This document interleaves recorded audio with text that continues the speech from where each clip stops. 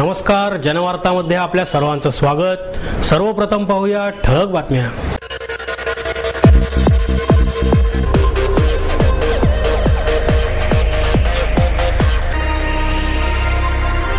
देशात महाराष्ट्र प्रगत राज्य म्हणून आघाडीवर आहे, परंतु मुंबई, पुणे, ठाणे आणि नाशिक या शहरांचे उत्पन्न वगळले तर आपल्या राज्याची अवस्था बिहारपेक्षाही वाईट आहे। गृहमंत्री आर पाटील यांचं प्रतिपादन। DIAT सारख्या संस्थांनी संशोधन प्रकल्प हाती घेऊन आपत्ती व्यवस्थापन आणि सुरक्षितता या विषयावर तातडीने नवीन अभ्यासक्रम सादर करणे गरजेचे आहे। माजी राष्ट्रपती APJ अब्दुल कलाम यांचं मत। स्वॉर्ड ऑफ ऑनर मिळवणारी पहिली महिला डॉक्टर शिखा अवस्थीला लेफ्टनंट जनरल नरेश कुमार यांच्या हस्ते सन्मानाने तलवार प्रदान। हुतात्मा राजगुरू विद्यालय, समवेदना संस्था आणि सह्याद्री हॉस्पिटल यांच्या संयुक्त विद्यमाने मोफत आरोग्य तपासणी शिबिराचे आयोजन। ज्येष्ठ नाटककार वसंतराव कानेटकर यांच्या जयंतीनिमित्त रंगत संगत प्रतिष्ठान आणि साहिल फाउंडेशनच्या वतीने ज्येष्ठ नाटककार सुरेश खरे यांना वसंतराव कानेटकर पुरस्कार प्रदान करून करण्यात आला सन्मान। आणि काश्मीर हा भारताचाच भाग असून तो वेगळा करण्याचा आपल्याच सरकारचा डाव आहे, माजी सनदी अधिकारी अविनाश धर्माधिकारी यांचा आरोप। देशात महाराष्ट्र प्रगत राज्य म्हणून आघाडीवर आहे, परंतु मुंबई, ठाणे, पुणे आणि नाशिक या शहरांचे उत्पन्न वगळले तर आपल्या राज्याची अवस्था बिहारपेक्षाही वाईट आहे, असे प्रतिपादन गृहमंत्री आर पाटील यांनी केले। Centre for international trade in agriculture and agrobased industries नवी दिल्ली आणि पुणे जिल्हा कृषी विकास प्रतिष्ठानाच्या संयुक्त विद्यमाने राज्यस्तरीय आपली माती आपला महाराष्ट्र स्पर्धा आयोजित करण्यात आली। प्राथमिक फेऱ्या संपल्यानंतर 19 मार्चला पुण्यात महाअंतिम फेरीला सुरुवात झाली। त्याचे उद्घाटन गृहमंत्री आर पाटील यांच्या हस्ते करण्यात आले। कोकण कृषी विद्यापीठाचे कुलगुरू डॉक्टर विजय मेहता, कृषी शिक्षण आणि संशोधन परिषदेचे अध्यक्ष विजय कोलते, स्पर्धा प्रमुख लक्ष्मीकांत खाबिया, शिक्षण मंडळाचे उपाध्यक्ष अप्पा रेणुसे, BD पवार आदी यावेळी उपस्थित होते। ही स्पर्धा राज्यातील कृषी विद्यार्थ्यांसाठीच होती। यामध्ये पथनाट्य, गीतगायन, लेख स्पर्धा आदींचा समावेश होता। गृहमंत्री पाटील म्हणाले, राज्यातील शेतीची अवस्था बिकट आहे। शेतीला पाणी मिळण्यासाठी धरणे बांधण्यात आली, परंतु या धरणांचे पाणी इतर कामांसाठीच वापरले गेले। मॉन्सून, मार्केट आणि मनी या 3M फॅक्टरमुळे शेतकरी अडचणीत आला आहे। चांगल्या पिकाला योग्य भाव मिळत नाही, त्यामुळे योग्य भाव मिळणारी पिकेच घेतली जातात। पीक जास्ती आले की भाव मिळत नाही, या दुष्टचक्रात शेतकरी अडकला आहे, असेही ते म्हणाले। यावेळी लेख स्पर्धेतील विजेत्यांना पाटील यांच्या हस्ते पारितोषिके देण्यात आली।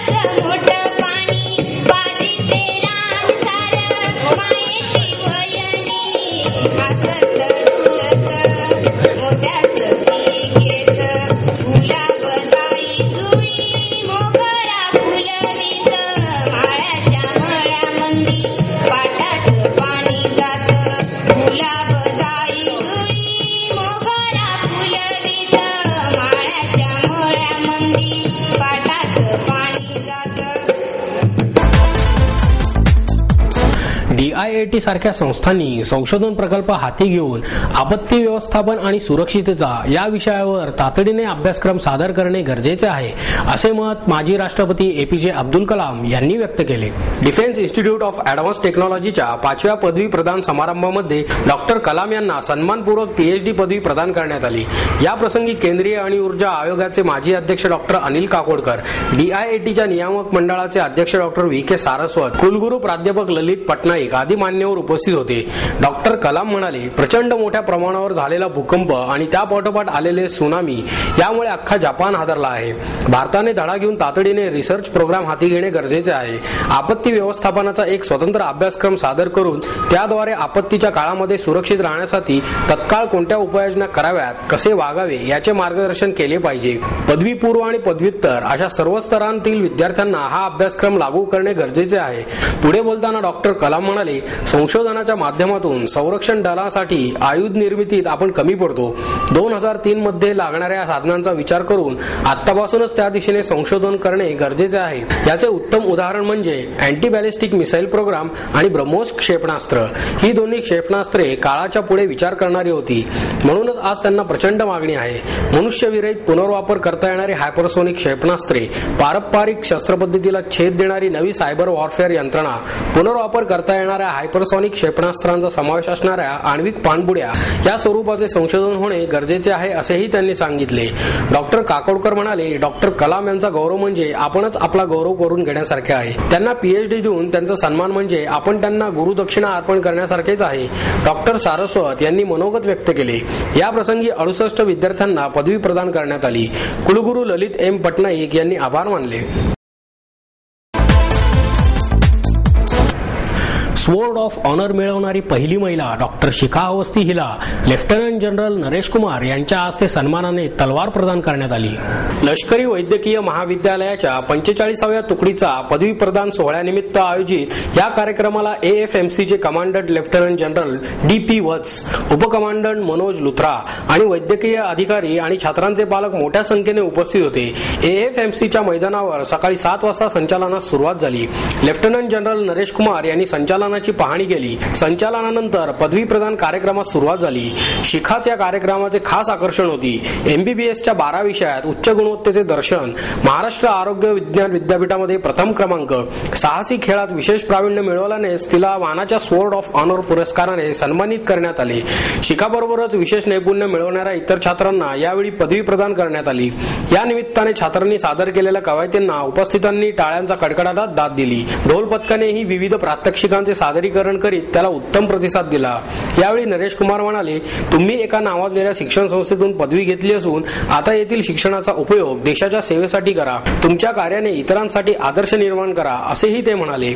महाराष्ट्र विज्ञान आरोग्य विज्ञान विद्यापीठातून प्रथम क्रमांकासह उत्तीर्ण होणाऱ्या शिखाने पुढील काळात प्रसूतीशास्त्र आणि औषध निर्माण शास्त्र या विषयांमध्ये विशेष प्रावीण्य मिळवायचे असल्याचे पत्रकारांशी बोलताना सांगितले. ती म्हणाली, शाळेत असताना वैद्यकीय क्षेत्रात जाण्याचे ठरवले होते. वडील लष्करात असल्याने डॉक्टर बनून लष्कराची सेवा करण्याचे ठरवले. सुदैवाने त्याची पूर्ती करण्यात मला यश आले. माझ्या यशात वैद्यकीय तज्ञांचा मोठा वाटा आहे, असेही शिखा म्हणाली. It was actually based on the result. After we got our result and it was divided into 3 parts.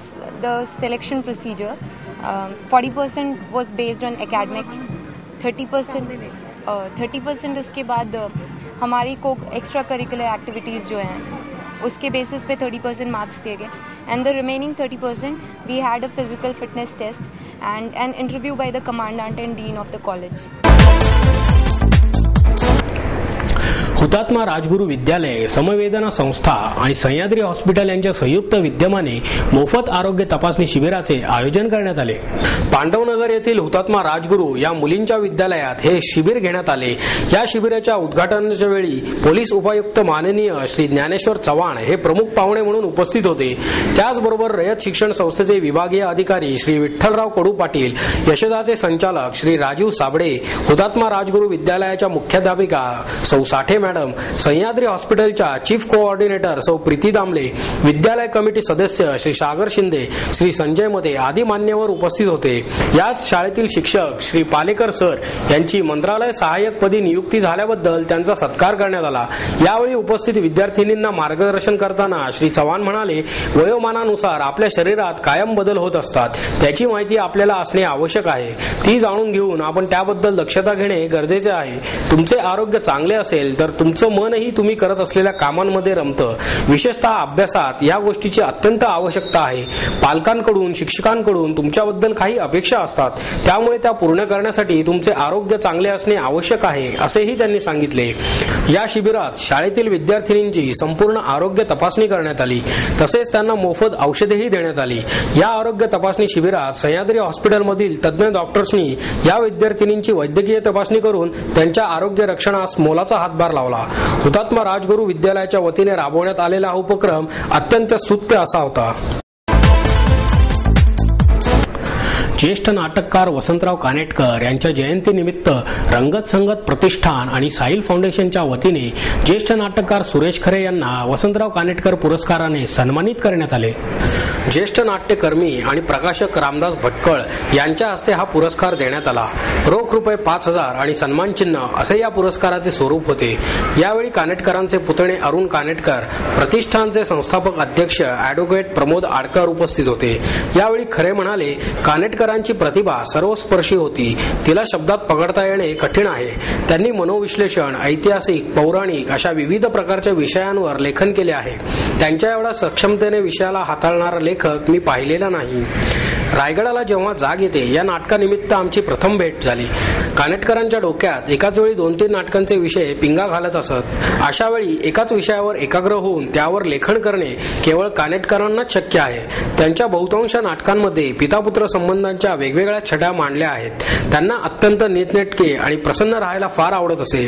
ते म्हणत, जर आपण प्रसन्न दिसलो तरच समोरच्याला प्रसन्न करू शकतो. स्वतः प्रसन्न राहिलो तरच प्रसन्न विचार मनात येऊन ते मांडू शकतो. अंजली महागावकर यांनी सूत्रसंचालन केले तर मनीष खाडीलकर यांनी आभार मानले. काश्मीर हा भारताचाच भाग असून तो वेगळा करण्याचा आपल्याच सरकारचा डाव आहे, असा आरोप माजी सनदी अधिकारी अविनाश धर्माधिकारी यांनी केला. सागर जाधव लिखित क्रौंचांचा देश लडाख या पुस्तकाचे प्रकाशन करण्यात आले. या प्रसंगी व्यासपीठावर वाईल्डचे अध्यक्ष शेखर नानचकर, ज्येष्ठ पत्रकार माधव गोखले, शिवाजी तुपे, सागर जाधव आदी उपस्थित होते. कार्यक्रमाच्या अध्यक्षस्थानी ज्येष्ठ चित्रकार रवी परांजपे होते. धर्माधिकारी म्हणाले की लडाख हा काश्मीरचा भाग आहे, परंतु काश्मीर भारतात राहील की नाही याचीच शंका निर्माण झाली आहे. कारण काश्मीरचा 1/3 भाग पाकिस्तानमध्ये आहे आणि पाकिस्तानने तो चीनला दिला आहे, असे सांगून ते म्हणाले की पर्यावरणाचा मोठा प्रश्न जगासमोर आहे. त्यामुळे निसर्गाचा समतोल ढळला आहे. स्वतःला ओळखून क्षेत्र निवडणे आणि त्यामध्ये सर्वोत्तम बनणे हीच खरी देशभक्ती असल्याचे यावेळी त्यांनी सांगितले. भारतात यापूर्वीच प्रगत उत्पादक देश म्हणून संकल्पना रुजणे गरजेचे होते, असे परांजपे यांनी सांगितले. तर गोखले म्हणाले की वाढत्या तापमानाची टांगती तलवार डोक्यावर असून यातून बाहेर पडणे गरजेचे आहे. हे पुस्तक मराठी भाषेतील पहिले वैज्ञानिक प्रवास वर्णन आहे. अशा प्रकारची पुस्तके पुढील पिढीच्या हाती देणे गरजेचे आहे, असेही ते म्हणाले.